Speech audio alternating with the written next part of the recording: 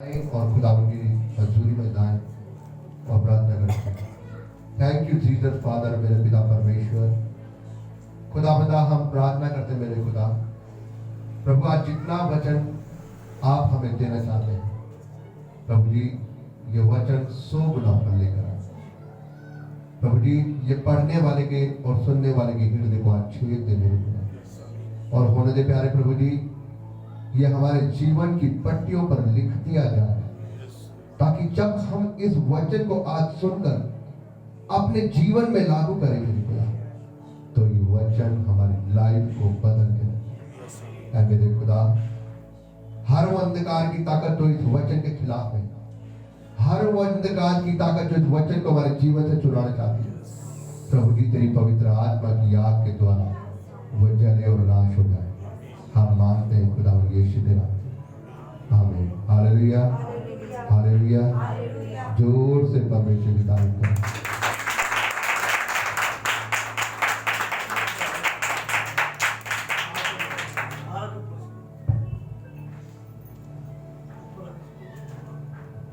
हम परमेश्वर की बुक से आज पढ़ेंगे 2 शमूएल, दूसरा शमूएल, उसके 12 और उसकी 8 और 9 आयत को हम पढ़ेंगे। दूसरा शमूएल उसकी 12 अध्याय, उसकी 8 और 9 आयत को हम पढ़ेंगे। फिर मैंने तेरे स्वामी का भवन तुझे दिया और तेरे स्वामी की पत्नियां तेरे भोग के लिए दी, और मैंने इस्राएल और यहूदा का घराना तुझे दिया था, और यदि यह थोड़ा था तो मैं तुझे और भी बहुत कुछ देने वाला था। तूने यहोवा की आज्ञा तुच्छ जानकर क्यों यह काम किया जो उसकी दृष्टि में बुरा है। हालेलुया। क्या कह रहा है? जो उसकी दृष्टि में, जो उसकी दृष्टि में किसके बारे में कह रहा है वचन? परमेश्वर का ये वचन खुदावन के धर्मी दल दाऊद के विषय में कह रहा है। यहां पर लिखा है, एक बार मैं फिर से पढ़ता हूं।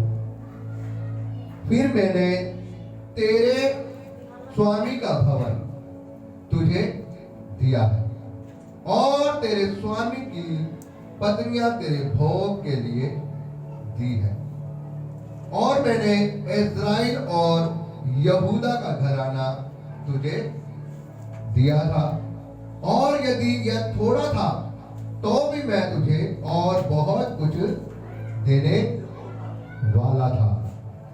तूने यहोवा की आज्ञा तुच्छ जानकर क्यों यह काम किया जो उसकी दृष्टि में बुरा है। Hallelujah, hallelujah. आपको समझ में आई? अब मैं आपको बताना चाहता हूं कि मेरे भाई और बहनों, प्रभु यीशु मसीह ने आपको और मुझे एक खास काम के लिए भेजा है।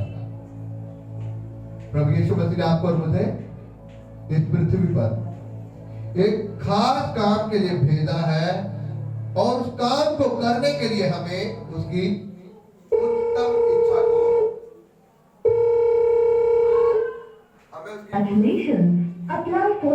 हमें उसकी इच्छा को, हमें उसकी उस इच्छा को पूरा करने के लिए क्या करना है? एक उत्तम इच्छा को पूरा करना। हालेलुया। हमें उस काम को करने के लिए एक उत्तम इच्छा को पूरा करना है, और वो उत्तम इच्छा क्या है? उस उत्तम इच्छा के अनुसार हमें चलना पड़ता है, और बाइबल में बताती है कि आशीषें क्या होती है? 2 प्रकार की होती है। आशीषें कितने प्रकार की होती है? 2 प्रकार की होती है। एक आशीष तो वो होती है जो आपके जीवन में आती है और आपको आशीषें मिलती रहती है, उसके सिवा आपके जीवन में कोई संघर्ष नहीं होता। संघर्ष तो होता है, लेकिन आप उन सबों पे क्या होते हो? जय प्राप्त करते रहते हैं। समझ रहे हैं आप मेरी बात? और दूसरी आशीषें कौन सी होती है? दूसरी आशीषें वो होती है, आपके जीवन में आशीषें तो होती है, उसके साथ साथ में आपके जीवन में क्या होता है? श्राप भी होता है, साथ साथ में श्राप भी आता है। जब तक दाऊद परमेश्वर के वचन के अनुसार चलता रहा, उसके भय के अनुसार चलता रहा, उसकी महिमा के अनुसार चलता रहा, उसके कामों को करता रहा, परमेश्वर की वो जो फर्स्ट वाली आशीष है ना, उसके जीवन में बनी रही। हालेलुया, समझ रहे हैं आप मेरी बात? जब तक वो परमेश्वर का धर्मी दलता, उसकी आज्ञाओं पर चला, उसके वचनों के अनुसार चला, उसकी इच्छाओं को पूरा करता चला, वो जो फर्स्ट आशीष है वो उसके जीवन में पूरी होती गई। हालेलुया। बाइबल में लिखा है वो कौन था? एक भेड़ चराने वाला एक व्यक्ति था, एक गडरिया था, वो भेड़ों को चराता था।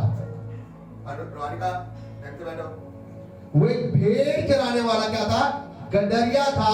और उस समय जब शमूएल वहां पर आया, नबी शमूएल जो खुदावन का धर्मी दल था, जो लोगों को चुनता था खुदावन के कहने के अनुसार, बाइबल में लिखा उससे पहले उसके ऊपर वो आशीषें नहीं आई थी। खुदावन का वो भय मानता था, वो खुदावन के साथ जरूर रहता था, लेकिन उस समय उसके ऊपर वो आशीषें नहीं आई थी। लेकिन बाइबल में लिखा जब शमूएल ने उसका अभिषेक किया, उस अभिषेक के द्वारा उसके जीवन में वो आशीषें आनी शुरू हुई। और बाइबल में लिखा है वो इज़राइल का राजा होने के लिए चुना गया। हालेलुया। इज़राइलों का राजा होने के लिए चुना गया। यहां तक कि उन्हें 66 लड़ाई जीती, एक भी नहीं हारा। हर आशीषें, हर बरकतें मिली, ना धन की, ना दौलत की, ना जानवरों की, किसी चीज की घटी ना रही। एक अभिषिक्त क्या बना? राजा बना। क्यों? क्योंकि जब तक क्या हो रहा था? परमेश्वर की इच्छा के अनुसार चल रहा था, उसकी आज्ञाओं के अनुसार चल रहा था, उसका भय मान रहा था, सब वो आज्ञाओं को पूरा कर रहा था जो परमेश्वर चाहता। ये कौन सी आज्ञा थी? ये कौन सी आशीष थी? पहले वाली। जब उसने उस स्त्री को देखा, एक स्त्री को उसने नहाते हुए देखा, उसके साथ कुकर्म करने की कोशिश की, उसको बुलाया और उसके साथ में सो गया, तो बाइबल में लिखा है खुदावन की महिमा उसके ऊपर से हट गई। और जब वो खुदावन की महिमा उसके ऊपर से हट गई, उसके जीवन में क्या आ गया? श्राप आ गया। और वो उसके जीवन में वो श्राप क्यों आया? क्योंकि उसने खुदावन की महिमा को तुच्छ जान गया। परमेश्वर को, खुदावन को वो हल्के में ले गया, उसकी उस महिमा को हल्के में ले गया और उसके प्रेम को हल्के में ले गया।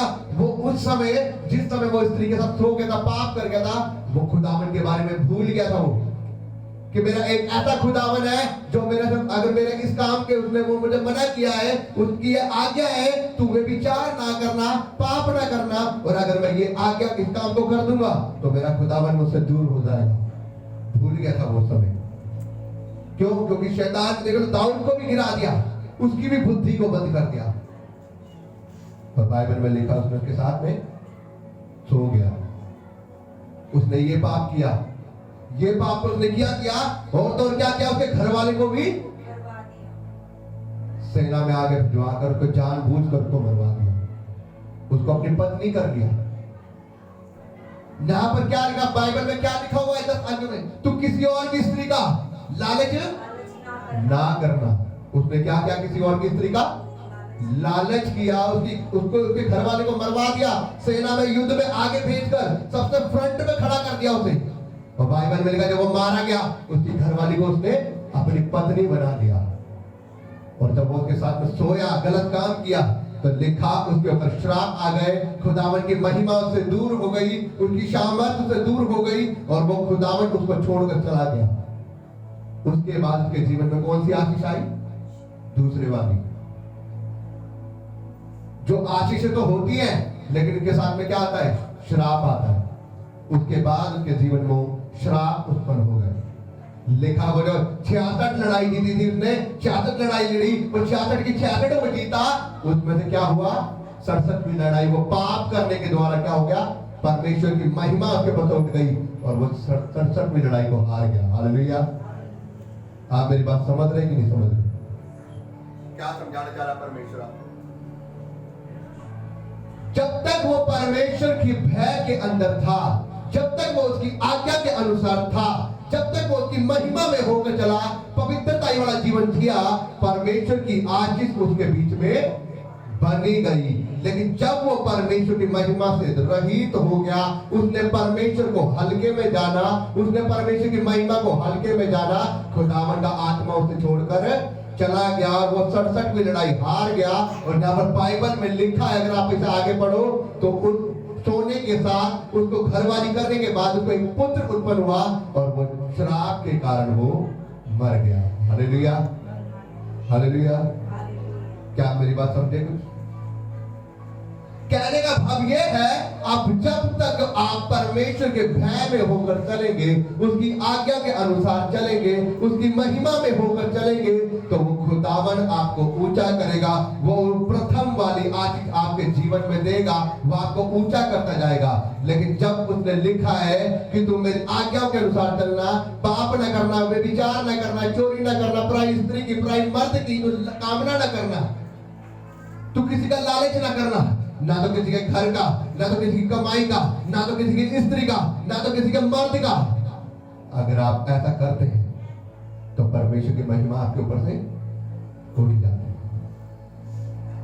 उसने बोला तुम मुझे छोड़ किसी और को पिता ना जानना, क्योंकि तेरा सिर्फ एक ही पिता है, वो हूं मैं, जिसने इस पूरी जमीन और आसमान को अपने शब्दों के द्वारा बनाया है। लेकिन मैंने तुझे अपने हाथों से बनाया है, मिट्टी के द्वारा। हालेलुया। जब हम उसकी महिमा को तुच्छ जान जाते हैं, उसकी आज्ञा को तुच्छ जान लेते हैं, तो वो हमारे से दूर हो जाता है। जब हम मिलते ना, जब हम कोई काम करते हैं, हमें 500-600 रुपए फालतू मिल जाते हैं और हो जाता है कि उसमें कर दे भाई घपला। वो घपला हमें 2 मिनट के लिए तो हमें अच्छा लगता है, 2 मिनट के लिए हमें अच्छा लगता है, लेकिन उसको ये नहीं पता हमें कि वो 2 मिनट का वो घपला तो हमें अच्छा लगेगा, वो 500 रुपए, वो 5000, हो सकता है वो लाखों में भी हो, वो हमें अच्छे लगेंगे, लेकिन हमें ये नहीं पता कि हमारा परमेश्वर हमें छोड़कर जा चुका है। क्या आप मेरी बात समझे? आज सुबह जब मैं नहा रहा था तो मुझे मेरी मिसेज बता रही थी मुझे कि भाई शशि की पेंशन आ चुकी है। तो मैंने कहा पहले 5000 रुपए आई थी 2 महीने की, अब 2,500 रुपए ये हो गई, 7,500 रुपए हो गए। लेकिन मेरे मन में वो चीज लालच नहीं आई। मैंने ये कहा उसका एटीएम मेरे पास होता और वो हमारी जिंदगी से, वो इस दुनिया से जा चुका है, लेकिन उसकी अकाउंट अभी तक चालू है, उसकी पेंशन आ रही है। उसका एटीएम मैंने ब्लॉक करवा के तोड़ कर फेंक दिया। अब एटीएम तो बन नहीं सकता, तो पेंशन निकलेगी कैसे? क्योंकि पेंशन जो हैंडीकैप की होती है उसके अंदर वो ऐसे कोई निकाल नहीं सकता, क्योंकि उसके अंदर कोई नॉमिनी भी नहीं होता। तो मैं अपने मन में ये सोच रहा था कि वो पेंशन मेरी नहीं है, भाई शशि की थी, वो हमारे हम सबों को छोड़कर चला गया। तो जब वो चला गया तो उस पेंशन के ऊपर हमारा हक है क्या? है? परमेश्वर के वचन के अनुसार हमारा उस पर कोई हक नहीं। लेकिन वो आ रही है अभी अकाउंट में, मुझे उसे जाना बंद करवाने के लिए लेटर लिख के देना पड़ेगा।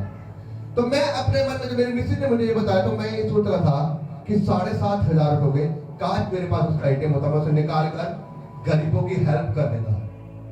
लेकिन जब मैं नहा रहा था ना, तो खुदावन मुझसे बात कर रहा। खुदावन ने मुझे कहा कि जो चीज तेरी नहीं है, जो चीज मेरे वचनों से अगेंस्ट है, तो उसके ऊपर अपना हक कैसे कर सकता है? क्योंकि जब वो व्यक्ति जब तक तुम्हारे साथ था, वो उसकी थी, उसे लेने से कोई नहीं रोक सकता था। लेकिन अब वो तुम्हारी जिंदगी से जा चुका है, उसके ऊपर तुम्हारा कोई अधिकार नहीं। अगर तू उसे निकाल के गरीबों की हेल्प के लिए भी देगा तो भी वो गलत काम है। क्यों? क्योंकि वो किसकी ओर से आ रही है? सरकार की ओर से। तो बाइबल में क्या लिखा है? जो केसर का है उसे केसर को दो, और जो प्रभु का है वो प्रभु को दो। तो जब वो सरकार का, हम सरकार को टैक्स तो भरते नहीं, तो जब वो व्यक्ति नहीं रहा तो हम उसकी पेंशन को कैसे ले सकते हैं? वो सरकार की, सरकार को वापस जाएगी। परमेश्वर ने बोला गलत है, तेरा पे कोई अधिकार नहीं। तुझे जाकर उनको बताना है कि वो व्यक्ति हमारी जिंदगी में चला गया, वो प्रभु को प्यारा हो गया और वहां पर लेटर लिख के दे रहा हूं, उसे वापस कर दिया। क्योंकि मान लो अगर वो मेरे पास होती भी, परमेश्वर के वचन के अनुसार वो क्या है, गलत है। क्योंकि जो केसर का वो केसर को दो, और वो चीज सरकार की वो सरकार को वापस जाएगी, क्योंकि वो हमारे बीच में नहीं है। अगर मैं उसे निकाल कर उसे इस्तेमाल कर लेता, एक बार में मेरे मन में बार बार घुटर दौड़ गई यार, 7,500 रुपए मैं चर्च में उसे इस्तेमाल कर लेता, मैं उसे कहीं इस्तेमाल कर लेता। ऐसे बहुत से ऑप्शन शैतान ने मेरे कान में बार बार। तुम पंजाब में मीटिंग में गया था, वहां पर उसे भो देता, चर्च में क्रिसमस आ रहा है उसे भो देता, मतलब कुछ इस्तेमाल कर लेता, साउंड सिस्टम में इस्तेमाल कर लेता, गरीबों के हेल्प के लिए इस्तेमाल करता। बहुत से ऑप्शन शैतान ने मेरे कानों के अंदर डाले। लेकिन जब मैं नहा रहा था, परमेश्वर ने मुझे क्या कहा, तेरा उस पे कोई अधिकार, अगर मैं उसे निकाल लेता, वो 2 मिनट के लिए तो मुझे निकालने में बहुत अच्छी लगती, मैंने कुछ नहीं सोचता, लेकिन बाद में वो मेरा परमेश्वर जो जिसने मुझे मना किया वो मुझसे दूर हो जाता है। इसी प्रकार मैं आपको बताना चाहता हूं, चाहे वो किसी का घर हो, चाहे वो किसी के पैसे हो, सैलरी हो, कुछ भी हो, चाहे वो 5 रुपए क्यों ना हो, अगर आप उसके ऊपर अपना हक जमाते हैं तो आप परमेश्वर की दृष्टि में पापी हैं। आप समझ में आई मेरी बात? दाऊद जब तक परमेश्वर की आज्ञा के अनुसार चलता रहा, बाइबल में लिखा है उसने उसे किसी चीज की घटी ना होने दी। खुदावन का आत्मा उसके ऊपर बलपूर्वक उतरता था, खुदावन उसके साथ था। क्यों? क्योंकि उसने उस शेर को तक को मार दिया था, भालमुंडों को मार दिया था उसने। एक छोटा सा लड़का गोलियत जैसे व्यक्ति को कैसे मार दिया उसने? लिखा, गोलियत ने बोला आज मैं तेरे धड़ को काट दूंगा। वो तलवार लेकर आया था, मैल लेकर आया, सब कुछ लेकर आया था, पूरी वर्दी पहन के थी। और दाऊद एक भेड़ बकरी चराने वाला व्यक्ति, एक लड़का, और बोल रहा है आज मैं तेरा धड़ काट कर चील कौओं को खिलाऊंगा, इस्राएली को। और उसके हाथ में क्या, ना कोई तलवार ना कुछ, खाली वो गुलेल। और जब गोलियत ने सामना किया उसका, तो लिखा है उसने उस एक पत्थर को उठाकर लगाकर गुलेल में मारा, उसके रखकर मत्थे के बीच में लगा। 7-8 फुट, पता नहीं कितने फुट बाइबल में लिखा हुआ है। वो दानव था, लोग देख के डरते थे उसे। मत्थे में लगा और गिरा, और उसकी तलवार उठाकर का धड़ अलग कर दिया। हालेलुया। किसकी ओर से? वो खुदावन की शामत उसके ऊपर थी। जब तक वो परमेश्वर के अनुसार चला, उसके भय के अंदर होकर चला, परमेश्वर ने इस्राएल का राजा बना दिया। यहां तक कि उसे एक अच्छी घरवाली दी, उसको अच्छा राज दिया, ऊंचा किया, बरकतें दी, सब कुछ दिया। खुदावन उसके साथ साथ होकर चलता था, वो उसकी महिमा करता था। लेकिन जब उसने एक भूल कर दी, उस स्त्री के साथ हो गया, उसके घर वाले को मरवा दिया, तो खुदावन उससे नाराज हो गया और उसके जीवन में वो श्राप आ गया। खुदावन ने उसको हमेशा उससे नाराज रखा। और अगर आप पढ़े भजन संहिता 51 में 51 में, तो वो पूरे उस भजन में परमेश्वर से माफी मांग रहे हैं। हे खुदावन, अपने मुख को मुझसे ना मोड़, उधार आत्मा मुझे देकर मुझ पर दया कर, ताकि मेरी आत्मा तेरी नाम का धन्यवाद करने पाए। जूफा से मुझे धोकर शुद्ध कर दे, ताकि मैं हिम के समान क्या हो जाऊं, पवित्र हो जाऊं। वो ये अर्ज कर रहा है खुदावन से। क्यों? क्योंकि उसको पता था, पाप करने के बाद उसको जब पता लग गया कि मेरा खुदावन मुझसे दूर हो गया, फिर वो माफी मांग रहा है खुदावन से। लेकिन मैं आपको बताना चाहता हूं, आप माफी तो मांग लेंगे, लेकिन जो आपने गलती कर दी है उसका खुदावन आपको सजा देगा। क्योंकि उस सजा की कोई माफी नहीं थी, क्योंकि परमेश्वर ने कहा कि तू जानता था, अगर तूने अनजाने में की होती, ना जानते हुए, तुझे ना पता था, तो मैं तुझे उसकी क्षमा देता। लेकिन परमेश्वर ने जब कहा कि तूने जानते हुए भी तूने पाप किया, मुझे तूने तुझ जाना, मेरे आज्ञा को तूने हल्के में जाना, तो मैं तुझे कैसे माफ करूं? फिर भी खुदावन इतना दया का सामर्थ्य था, उस पर दया तो करती, लेकिन उस बात की उसको सजा देती। आप मेरे साथ बात समझ रहे कि नहीं समझ रहे? मैं आपको यह बताना चाहता हूं कि हर वो चीज जो परमेश्वर को नापसंद है, आप उसे कर नहीं सकते। अगर आप उसे कर रहे हो तो आप परमेश्वर को क्या समझ रहे हो? तुम समझ रहे हो। क्या पढ़ा परमेश्वर के वचन में आपने? उसके वचन में लिखा है, मैं आपको बस एक बार फिर पढ़ के बताता हूं। यहां लिखा हुआ है, फिर मैंने तेरे स्वामी का सारा भवन तुझे दे दिया और तेरे स्वामी की सारी पत्नियां भी तुझे दे दी है, और मैंने इज़राइल और यहूदा का घराना तुझे दे दिया है, और यदि यह थोड़ा होता तो और तुझको क्या करता? बहुत सा मैं और कुछ बहुत तुझे देता। अगर ये सब कुछ थोड़ा था तेरी नजरों में तो मैं बहुत कुछ तुझे देने वाला था। परमेश्वर ये कह रहा है उससे, लेकिन तूने वो काम क्यों किया जो मेरी दृष्टि में मुझे नापसंद था? तूने क्यों मुझे तुच्छ जान गया? तो क्यों मुझे हल्के में जान गया? मैं आपको ये बताने की कोशिश कर रहा हूं, जब आपको लगता है अरे परमेश्वर नहीं देख रहा, खा ले प्रसाद, अरे परमेश्वर नहीं कर रहा, कर दे चोरी, अरे परमेश्वर नहीं देख रहा, कर दे हेरा फेरी। आपको ये लगता है कि परमेश्वर नहीं देख रहा, लेकिन वो परमेश्वर की आंखें सदा आपके ऊपर लगी रहती है, क्योंकि ये जमीन और आसमान को उसने बनाया है। उसकी आंखें, उसके कैमरे 24 घंटे आपके ऊपर लगे रहते हैं। क्या आपको समझ में आ रही है मेरी बात? Hallelujah, hallelujah. तो आप किस प्रकार से परमेश्वर के साथ हेरा फेरी कर देंगे?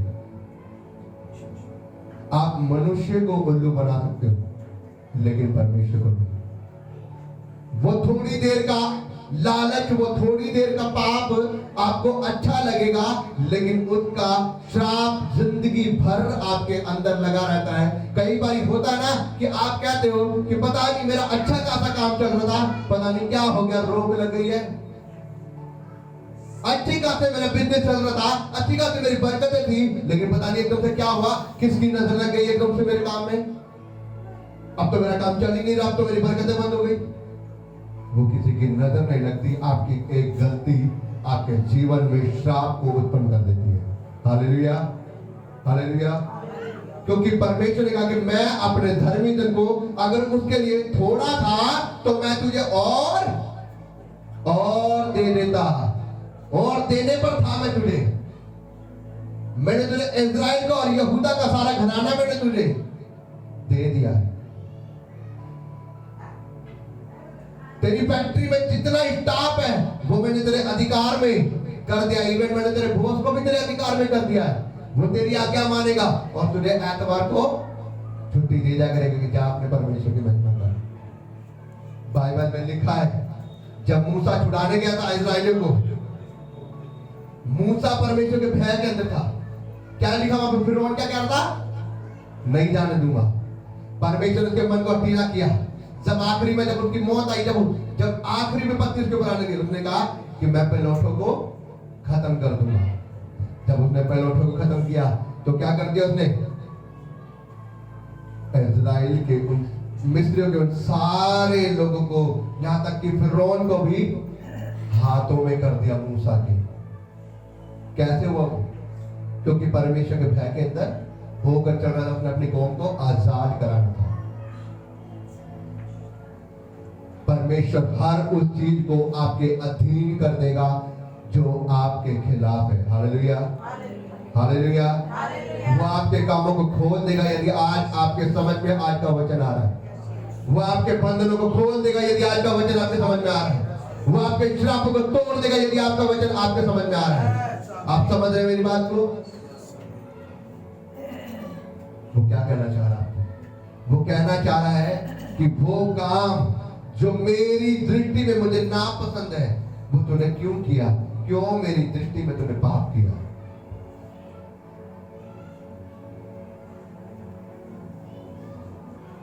क्योंकि 9 आयत में लिखा हुआ है, मैंने तुझे यहोवा की आज्ञा तुझ जानकर क्यों तूने वह काम किया जो उसकी दृष्टि में बुरा है।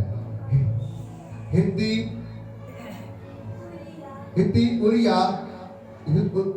उरिया को तूने तलवार से घात किया और उसकी पत्नी को अपना कर लिया है, और उरिया को एमोरियों की तलवार से मरवा क्यों मरवा रहा हूं? क्योंकि तूने उसकी पत्नी को अपने अधिकार में कर लिया, अपनी पत्नी बना लिया।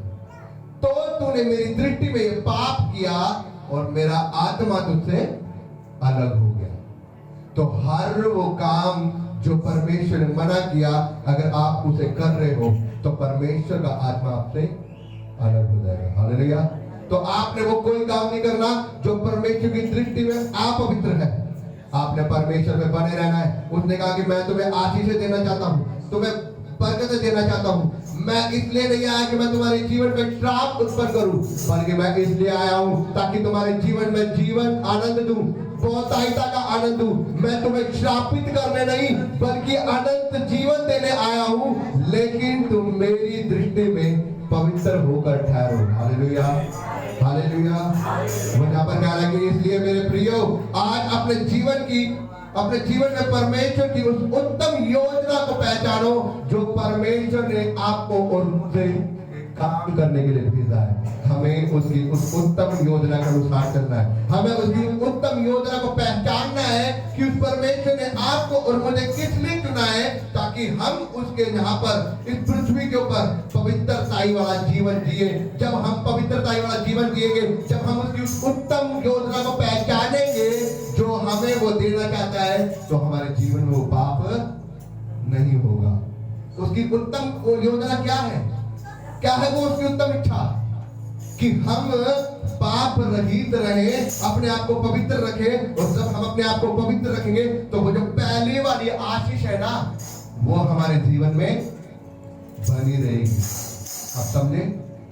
लेकिन जब हमारे जीवन में पाप होगा, बुराई होगी, गालियां होंगी, चुगली होगी, व्यभिचार होगा, मूर्ति पूजन होगा, गलत गलत काम होंगे, एक दूसरे की निंदा करेंगे, एक दूसरे के कामों का लालच करेंगे, एक दूसरे घर का, स्त्री का, मर्द का लालच करेंगे, तब हमारे पाप होगा और वो दूसरी वाली आशीष हमारे जीवन में लागू हो जाएगी। वो आशीष तो थोड़ी थोड़ी आएगी हमारे जीवन में, लेकिन हमारे जीवन में श्राप भी उत्पन्न हो जाएंगे और श्राप को हम अपने जीवन में होते हुए देखते हैं। फिर नाना प्रकार की बीमारियां लग जाती है, नाना प्रकार के रोग लग जाते हैं। हम बोलते हैं कभी हमें नींद नहीं आ रही, पता नहीं मेरी कमर में दर्द चालू हो गया, पता नहीं मुझे कैंसर हो गया। डॉक्टर ने बोला, अभी कल चेक किया, उसने बोला कि कैंसर हो गया, उसने देखा ओ रतौनी हो गई है, उसने देखा पथरी आ गई है। अरे क्यों आ गया हमारे जीवन में श्राप? क्योंकि हमने वो पाप किया है जो परमेश्वर ने हमें मना किया था।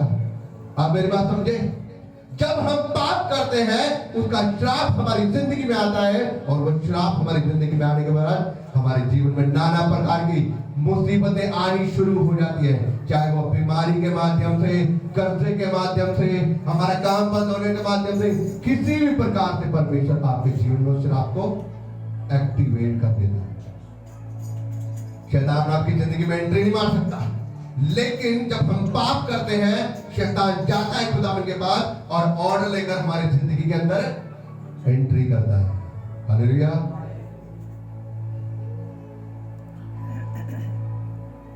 हमारी जिंदगी के अंदर शैतान एंट्री नहीं कर सकता।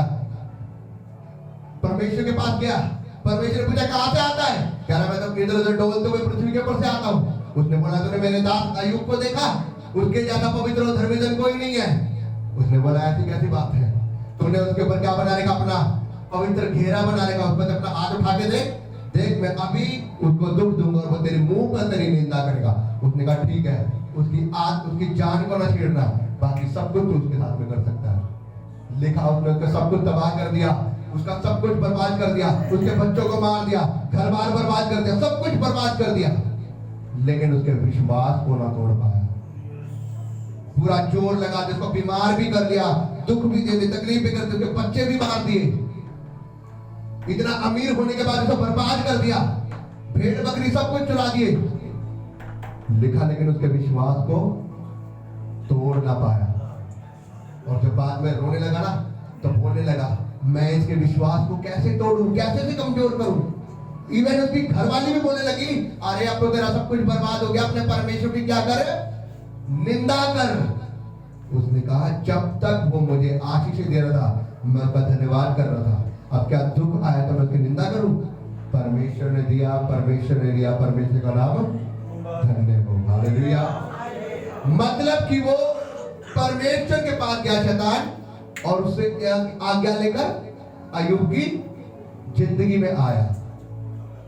जब आप पाप करते हैं, शैतान आपके पास डायरेक्ट नहीं आ सकता, उसकी औकात नहीं है आपके पास आने की, क्योंकि बाइबल में लिखा पवित्र व्यक्ति के पास कभी शैतान नहीं जा सकता। शैतान डरता है। लेकिन जब आप पाप करते हैं, पहले प्रभु यीशु मसीह के पास शैतान जाता है, देख तेरे उस धर्मी जन ने चोरी की है, मैं उसके पास जाऊं? प्रभु यीशु मसीह कहता है उसने पाप किया है, तू जा सकता है। और वो उसी समय आपकी जिंदगी के अंदर आकर कुछ ना कुछ खलबली मचा देता है, कोई ना कोई बीमारी दे देता है, कर्जा दे देता है, काम बंद कर देता है, बच्चों को बीमार कर देता है, आपको बीमार कर देता है, हर तरीके की दुख तकलीफ दे देता है। क्यों? क्योंकि आपसे क्या हुआ है? पाप हुआ है और आपने परमेश्वर की इच्छा को तोड़ा है, उसकी आज्ञा को तोड़ा है, इसलिए उसने आपके जीवन में एंट्री कर दी है। वरना किसके पास गया वो आज्ञा लेने के लिए? प्रभु यीशु मसीह के पास। अगर आप पवित्र हो ना, तो शैतान जाएगा, तेरे मैं उस व्यक्ति के पास जा सकता हूं? प्रभु यीशु मसीह बोलेगा उसने कोई काम नहीं किया गलत, पवित्र है वो, मेरा व्यक्ति है, कैसे जाएगा तू उसके पास? देखो कोई अधिकार नहीं उसके पास जाने का, और आप उसके पास, कोई शैतान आपके पास नहीं आ सकता। तो आप मेरी बात समझने जा रहे हो क्या? आप समझ पा रहे हो मेरी बात? मैं क्या बताना चाह रहा हूं आपको? आपको ऐसा कोई पाप नहीं करना, आपको ऐसी कोई गलती नहीं करनी कि परमेश्वर की महिमा से आप रहित हो जाए और उसकी आज्ञा को आप तोड़े। जो आशीषें आपको वो देना चाहता है, वो कह रहा है अगर ये थोड़ी थी तो मैं और तुझे देने वाला था। अरे अगर ये नौकरी तेरे लिए थोड़ी है, तू विश्वास योग्यता में बना रहे, मैं तुझे ऐसे भी बड़ी नौकरी दूंगा। अगर ये सैलरी तेरे लिए थोड़ी है, तो तू विश्वास में बना रहे, ये सैलरी में तेरी बढ़ाने वाला हूं। अगर ये आपका काम थोड़ा है, विश्वास में बने रहो, इस काम को मैं और डबल करने वाला हूं।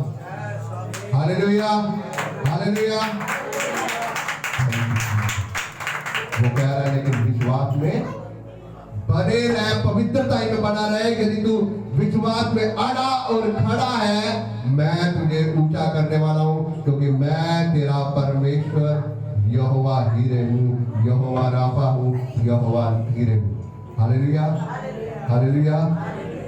आपको समझ आई मेरी बात? समझ में आई? तो आज के बाद आपने कोई पाप नहीं करना, कोई परमेश्वर की इच्छा को नहीं तोड़ना, उसकी आज्ञा को नहीं तोड़ना, पवित्रता वाला जीवन जीना है। क्योंकि जब आप दाऊद के पहले के समान जीवन को जिएंगे, उसकी महिमा करते रहेंगे, उसकी आराधना करते रहेंगे, उसकी उपासना करते रहेंगे, तो वह आपको पहली वाली आशीषें आपके जीवन में बोता रहेगा। तैयार है आप? तैयार है दाऊद वाला पहले वाला जीवन जीने के लिए? तैयार है आप परमेश्वर की महिमा को करने के लिए? तैयार है आप परमेश्वर को पवित्रता वाला जीवन जीने के लिए? अपने हाथों को उठाओ, परमेश्वर आपके हाथों को बुलंद करे, आपके जीवन को बुलंद करे। परमेश्वर के वचन के पढ़े और सुने जाने पर आशीष हो। धन्यवाद, थैंक यू जीसस।